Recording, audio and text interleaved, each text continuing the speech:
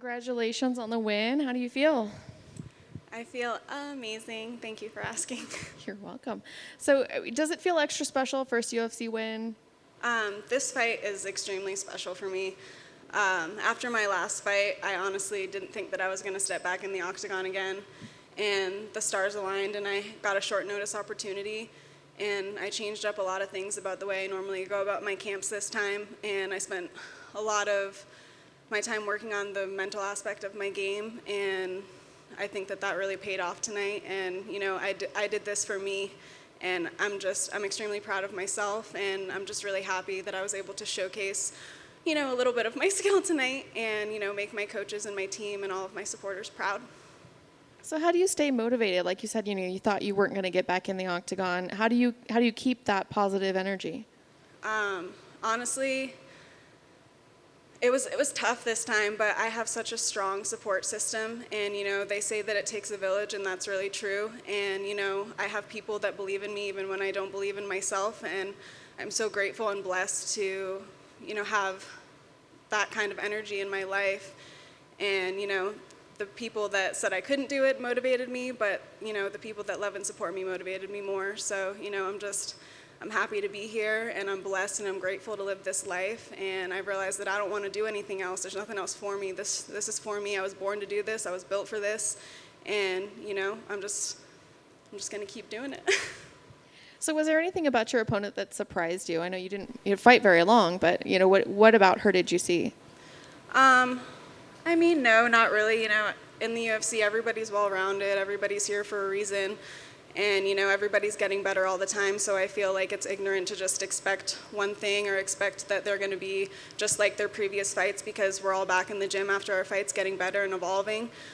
So I try to just be open-minded in that sense and be ready for anything. And I felt that she was weak on top, and I felt that, you know, I could control her in my guard, and that's, you know, obviously where I kept the fight. And, you know, obviously got the submission, and it was awesome. So, you know, now that you've got this win, do you have someone in mind that you'd like to fight next? I kind of want to fight DC for talking so much crap about me my last fight. I'm just kidding. I really don't want to fight him. But I was hoping he was going to be commentating tonight, because I was going to say that to him after my fight, and I ended up saying it to Bisbing. I was like, man, I just didn't want to hear DC talk shit about me again. Sorry, S-H-I-T, Sean. I'm sorry. Oh, you can curse all you want. Okay. And when do you want to get back in there with DC? I'm scared now. Well, you know, I have to watch my best friend get married next weekend, and I do want to spend a little bit of time with my family. But, you know, I have no injuries, which is amazing, and I'm going to be back in the gym ASAP and just, you know, again, continuing to evolve and be ready for whatever opportunities next. There definitely has to be some discussion about what weight class my next fight will be at. So we'll see what happens, but you know, I want to enjoy this and then regroup with my team, and we'll see what happens from there. Thank you. You said you like to keep it in your guard. Can you walk us through that finish? You know, she was on top. It looked like she was doing some decent damage on top. You know, we often talk about how this sport has the highest of highs and the lows of lows. I'm sure in her mind, she thought the fight was going in her way, you know, and then to have it slip away. But kind of walk us through that. When she was on top, how you were able to work it into that submission. Honestly, I didn't feel like I was in danger at all when I was on bottom. I have a very strong jiu-jitsu game, and I have yet to show that. And I think that I showed a little bit of that tonight, but I'm a very well-rounded fighter, and I was extremely confident off of my back, so much so that like I didn't want to stand up. I wanted her to continue to come into my guard because I felt that submission from the very first time that she took me down. So no, like I think she threw a couple shots, but I really didn't feel like I was in danger ever, and I knew that I was going to get the submission off of my back, so I wanted to keep it there. And we often talk to fighters so much about the mental side of things that half the battle up there is the mental side. So you had the high of being on the Contender Series, getting in, and then having the 2 losses after that. And you said you went back and you changed some things. You know, after those 2 losses, what were the main things that you felt that you needed to focus on that now led you to get to this victory? Honestly, just my mental game. You know, like I'm a very physical person. I'm always in shape, and you know, my drive to work hard in the gym is second to none. You know what I mean? I'm the hardest worker in the gym, and I truly believe that.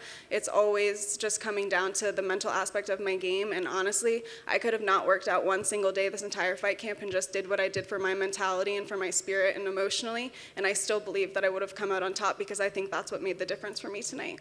And you guys are definitely great sports women. You know, you guys went and chatted afterwards, or at least, you know, hugged it a little bit. Did you say anything to her? Did you guys have words afterwards? I said, if you need anything, then I'm here for you, because, you know, I think that as women in the sport, it's so tough. And, you know, I've built so many amazing relationships through this sport.